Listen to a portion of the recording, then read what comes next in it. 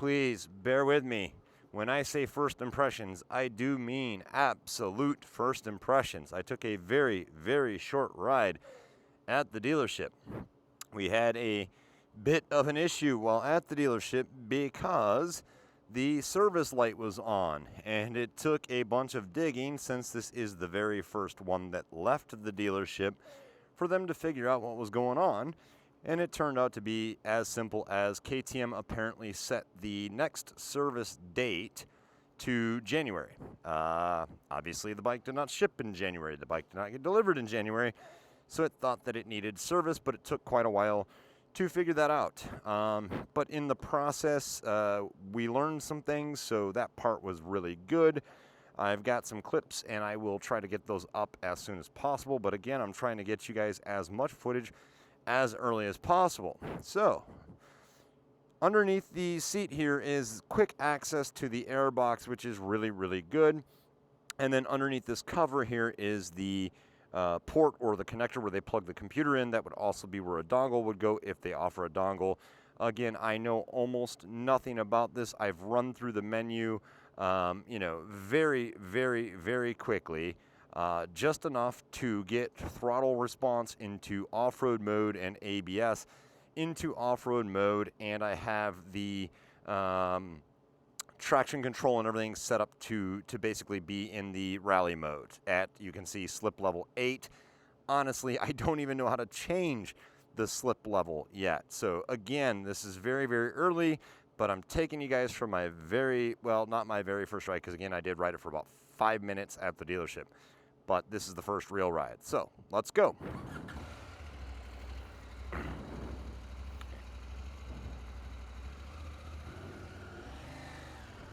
Now, while I'm taking off here, what little bit I will tell you just from that very quick 5-minute ride that I had at the dealership is that it feels entirely different than the 1090.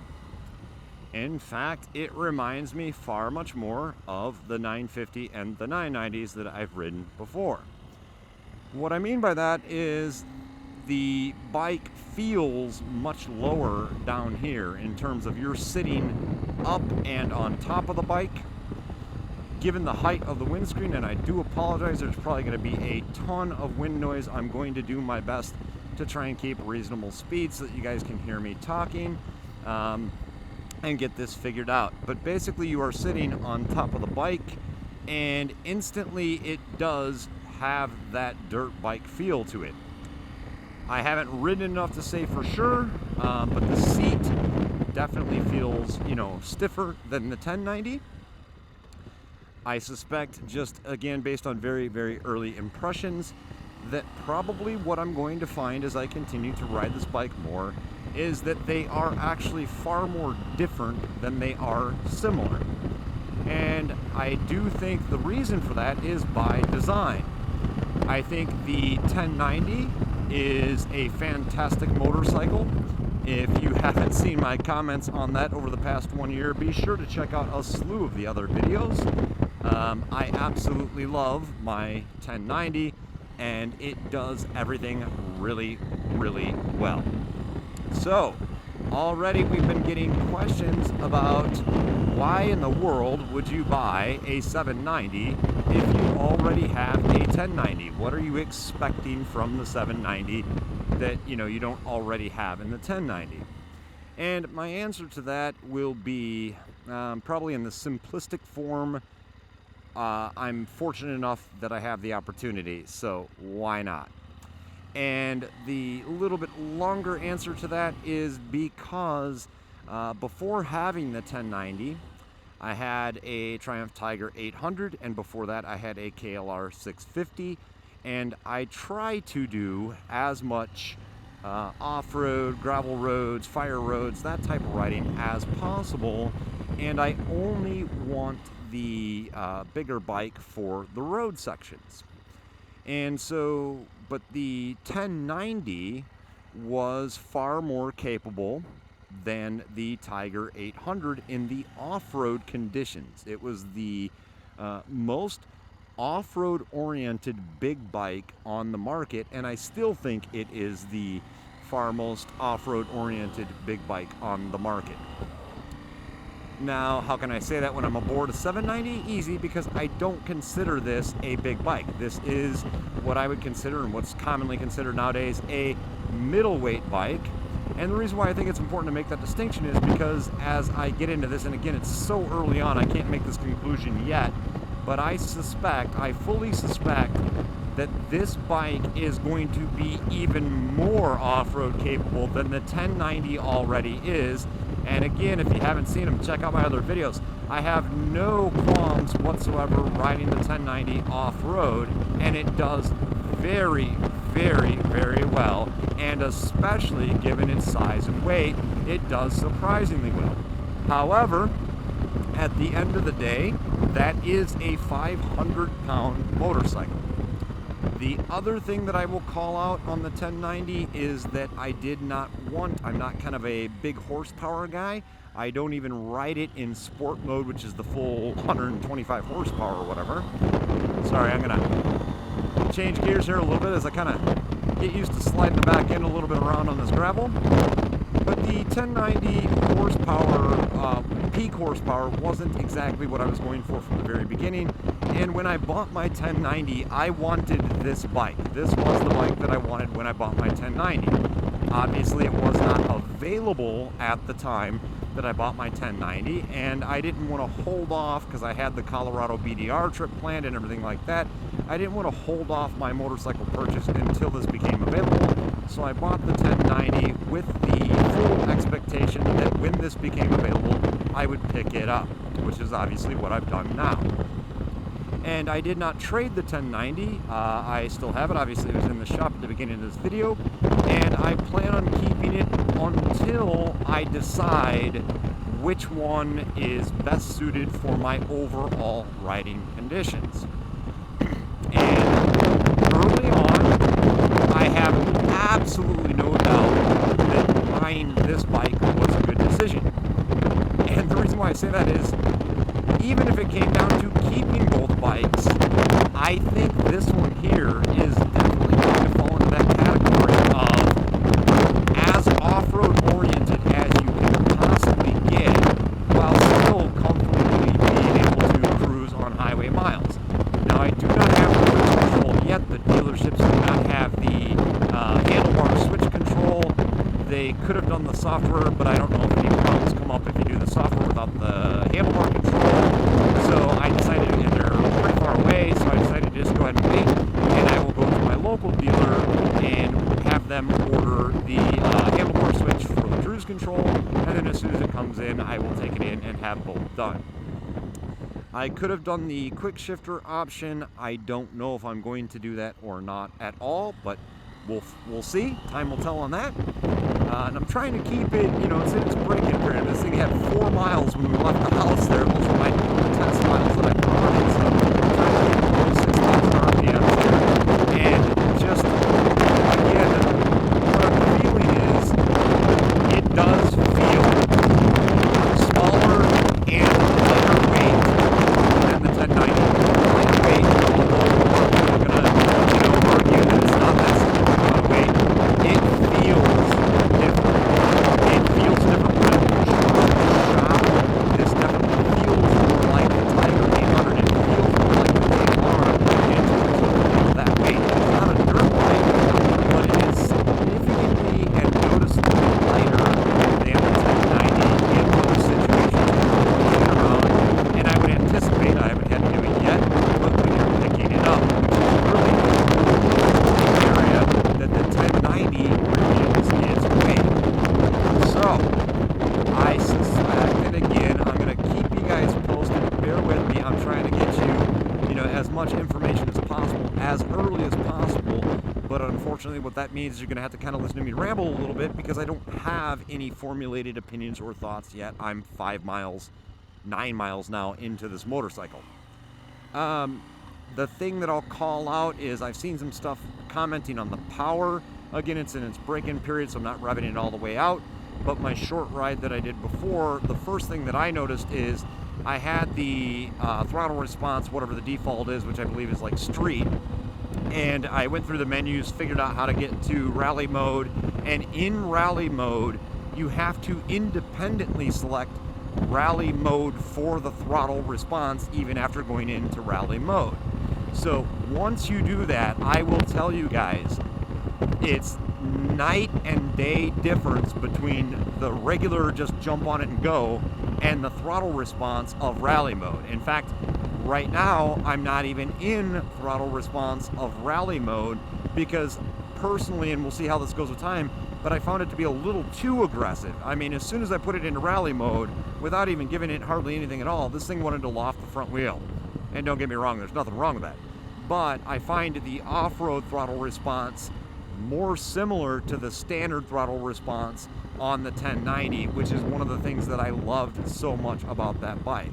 A better rider than me probably would want to run it in rally mode all the time, but for me personally, I like having it in this off-road throttle response mode. It's more responsive than like the standard mode, but not quite as aggressive right off throttle or right off idle as the full-on rally mode. So this is probably at least where I'm going to start off and see how things go, is in this off-road throttle response mode, as opposed to the rally mode. Maybe as I ride it more and get more comfortable, then I'll switch it back over to that rally throttle response mode. Moving on to, you know, seating position, bars and all that, I mean, it feels comfortable.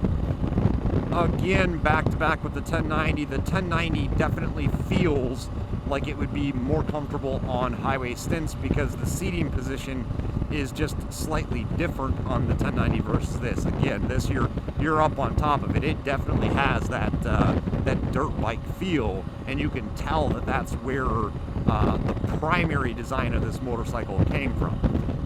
For me, that's not a bad thing at all, so I'm pretty excited about that aspect.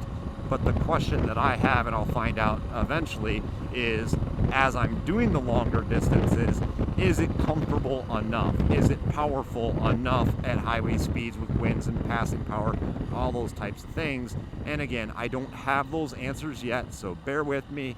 Click that subscribe button, click that bell notification, because I'm going to be putting together as many videos as I can, as quickly as I can, because I know that a lot of you are very, very anxious to find out more details about this particular motorcycle, and so am I.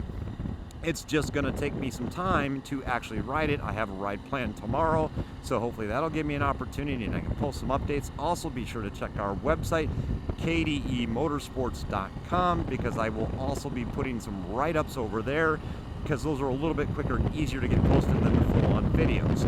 So make sure you check out both of those things. Make sure you subscribe. Make sure you click that bell notification if you're interested in getting as much information about this motorcycle as early as possible. The other thing that I'll call out here on the 790 is, if you're thinking about buying one this year, obviously I think it's worth it, but you know, I really just wanted one really badly, so that's why I did it. But this year in particular, you know, you're probably not likely to get a deal on this bike because they are pretty hot right now.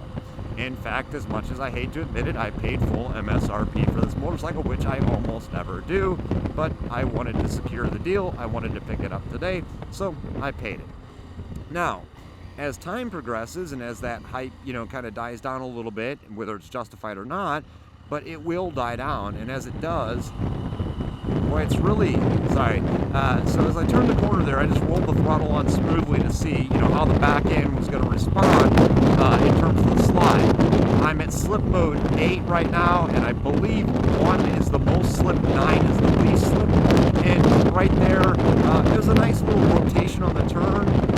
Personally, I think I'll probably go maybe 1 or 2 more aggressive in terms of four-wheel slip, but it did, you know, do a nice little rotation on the back end to help round off the corner as I turn off the gravel stop. It's very stable right here. The jury's still out on these tires. I kind of wish they would have stuck with the TKC 80s just because that's the tire that I don't love on my 1090, but maybe this is better suited for this bike. Again, I don't know. Time will tell on that aspect. So we'll have to wait and see how these do off-roaded in various conditions.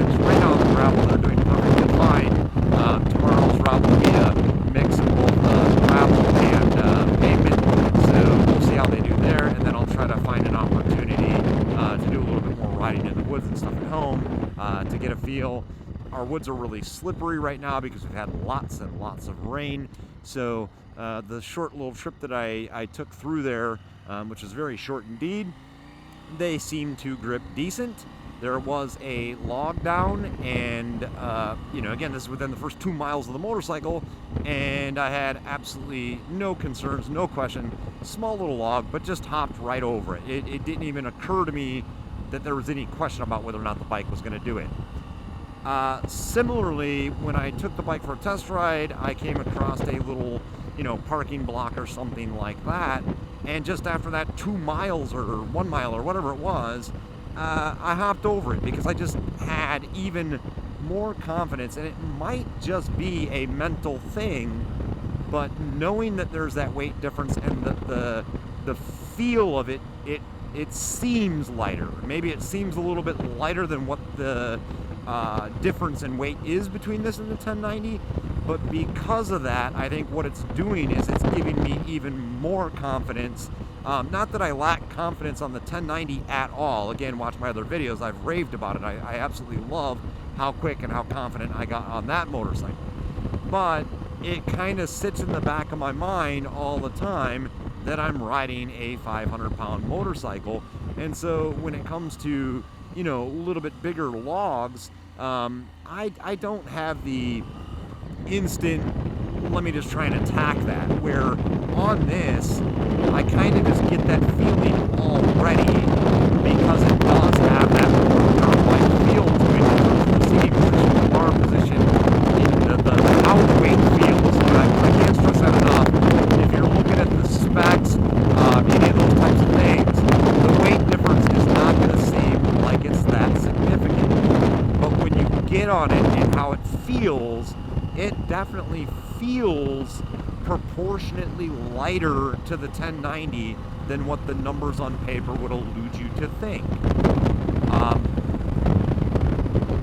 The speed here, I can tell, I don't know, I'm not going to wait to even comment on the power aspect because, again, I'm staying below 6,000 RPMs, and it definitely has more low-down torque than even my 1090 has. And my 1090, when I first got in, it was a braking period. You could just kind of tell that like 6,000, it really wanted to go. And I could not wait until that braking period was over because you just knew that you were going to get, that much more out of it. And this kind of feels similar, but I suspect what we're going to find as time progresses here, and I have more time with it, and after the braking period, I suspect where the 1090 keeps going up and getting more exciting after the 6 grand, and between 6 and 8 to me on the 1090 is really where a lot of the fun is. I like riding that bike in that 6 to 8,000 RPM range. This one, I suspect, again, I won't know until the braking period is over and I start to rev it out more, but I suspect what we're going to find is that the power kind of levels out a little bit quicker on this 800 versus the 1090. That does not mean, though, I'll roll on a little bit. Again, I apologize, guys. I don't even know if you're going to be able to hear this or if I'm going to have to narrate over it or what, but it's so windy. And again, that calls out one other thing, which is with this windscreen, which as far as I know, it's not adjustable, but it might be. I don't even know that. But it doesn't look like it is. The 1090 windscreen, obviously having the option to raise up, we would cut down a lot of this wind right now. It's not really like hitting my chest or buffeting me too badly, but it is definitely catching a little bit of the beak of my helmet, and it's there. So, but again, I think that's going to be a common characteristic that we're going to see in terms of a difference. So I really don't know what else to offer you guys at this point in time because it's so early on, but please post your comments, post your questions below. As soon as I have an opportunity to offer some real world input on any of those questions you guys have, I certainly will. I'll try to respond as quickly as possible, although I fully expect that the excitement around that and the questions are probably going to come in at a faster pace than I even have the answers to. But bear with me, I'm going to try and bring them to you as quickly as possible. The last thing I'll comment on before I kind of wind this video down is the clutch. I really like the hydraulic clutch on my 1090. I really wish they would have done a hydraulic clutch on the 790. They did not. So, but it's not a heavy cable clutch, and the engagement takes a little getting used to. It's kind of earlier in the throw, you know, closer to the bar than maybe I would like, but I'm going to give it a bit and see how that goes before I make any adjustments to that. The amount of travel from, you know, starting to engage to fully engaged is not very far, so feathering it might be a little bit tricky as opposed to, you know, the hydraulic clutch on the 1090. Again, we'll wait and see about that. There's no problems with it. It's nice and smooth engagement. The gears are shifting nice and smooth.